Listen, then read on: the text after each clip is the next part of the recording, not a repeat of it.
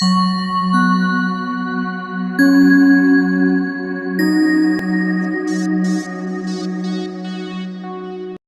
Everyone, मैं हूं शबनम और आपका मेरे चैनल ज़क ज़ायका में इस्तकबाल है। आज मैं आपके लिए लाई हूं स्ट्रॉबेरी आइसक्रीम की रेसिपी। इस वक्त गर्मियाँ भी शुरू हो चुकी हैं और स्ट्रॉबेरी हमें बहुत ईजिली मार्केट में अवेलेबल है और इस वक्त सीज़न की है तो फ्रेश भी मिल रही है। तो चलिए अब हम स्ट्रॉबेरी आइसक्रीम बनाना शुरू करते हैं। यहाँ मैंने स्ट्रॉबेरी ले ली है एक पैकेट, जो कि लगभग क्वांटिटी में देखेंगे तो 20 के आसपास है। इसका हम ये ग्रीन वाला पार्ट हटाकर काट कर इसको पतला पतला काट लेंगे। और यहाँ मैंने 1 लीटर दूध लिया है। ये फुल फैट मिल्क है। जब भी आप कुछ दूध का आइटम बनाया करें तो उसमें क्रीमी टेक्सचर के लिए आप हमेशा फुल फैट मिल्क का ही इस्तेमाल किया कीजिए। गैस को मैंने ऑन कर दिया है। ये हमने 1 किलो दूध लिया है। इस मिल्क को इतना रिड्यूस करना है कि इसकी क्वांटिटी आधी रह जाए। दूध को हमें हाई फ्लेम पे रखना है। जब हमारा दूध उबल जाएगा तो हम फ्लेम को लो कर देंगे और बीच बीच में दूध को चलाते भी रहेंगे। चलिए, जब तक हमारा दूध रिड्यूस हो रहा है हम स्ट्रॉबेरी को बारीक काट के उसको मिक्सर ग्राइंडर में डालकर उसकी प्यूरी बना लेते हैं। यहाँ देखिए, मैंने स्ट्रॉबेरी को अच्छे से वॉश करके बिल्कुल बारीक काट लिया है। अब हम मिक्सर ग्राइंडर के जार में इसकी स्मूथ प्यूरी बना लेंगे। दूध भी हमारा अच्छे से बॉईल हो रहा है। इसमें हम चीनी डाल देते हैं। अगर आप ज़्यादा मीठा खाते हैं तो ज़्यादा भी डाल सकते हैं। मैं यहाँ पे चीनी की क्वांटिटी 4 चम्मच डाल रही हूँ। आप चीनी अपने हिसाब से कम या ज़्यादा भी कर सकते हैं। अब इसको अच्छे से मिक्स कर देते हैं। अगर आपने हमारे चैनल को सब्सक्राइब नहीं किया है, हमारे चैनल को सब्सक्राइब कीजिए और हमारी आने वाली नई वीडियो की नोटिफिकेशन के लिए बेल आइकन को प्रेस करना नहीं भूलिएगा। गैस की फ्लेम मैंने अब लो कर दी है, वरना दूध उबल जाएगा। मैंने आधी स्ट्रॉबेरी ले ली है, आधी स्ट्रॉबेरी रहने दी है। इसको हम पहले अच्छे से स्मूथ पेस्ट बना लेंगे।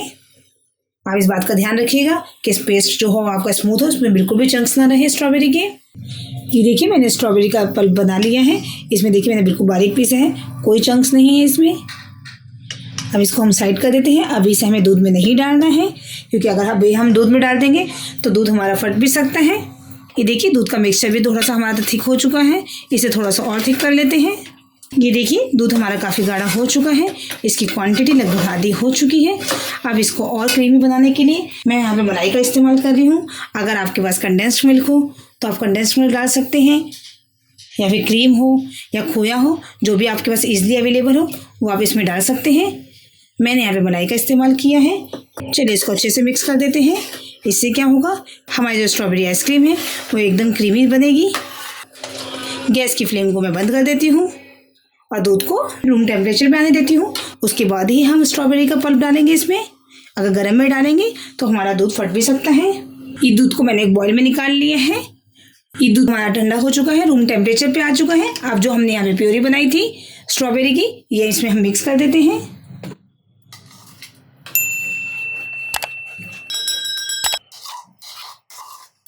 ये मैंने स्ट्रॉबेरी पल्प डाल दिया है इसमें सारा। अब इसको हम अच्छे से मिक्स कर लेते हैं।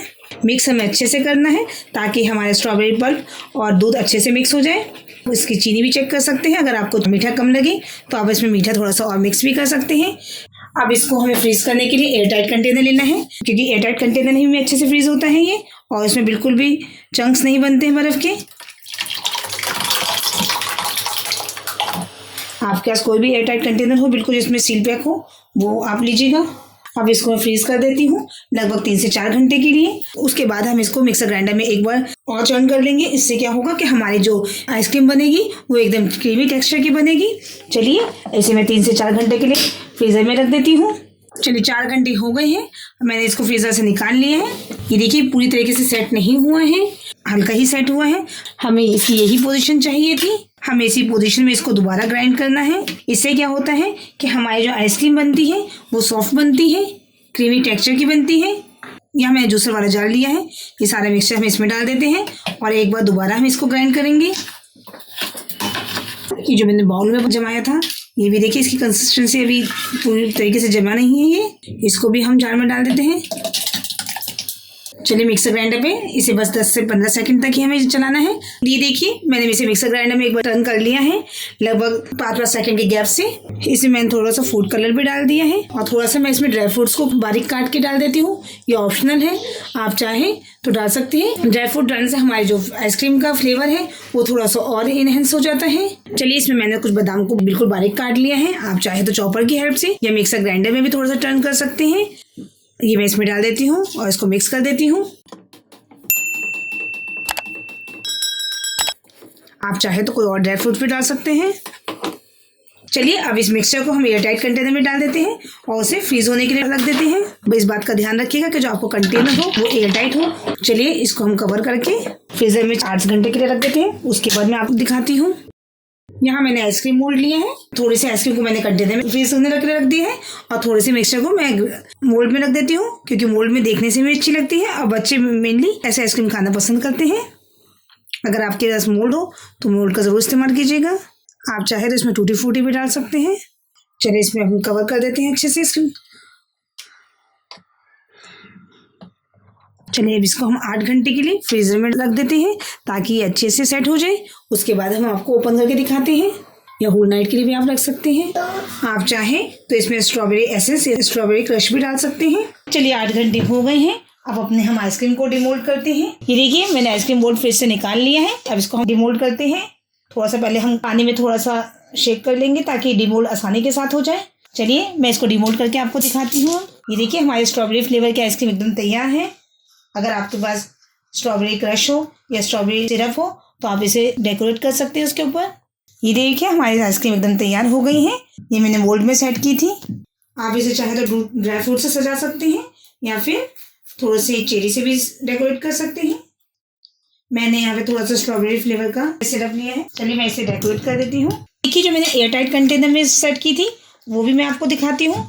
इसको मैं चाकू से काट लेती हूँ। अगर आपके पास स्कूप हो तो आप स्कूप से काट सकते हैं। नहीं, ये जो मैंने एयरटाइट कंटेनर में सेट की थी इसको मैंने सेट कर दिया है।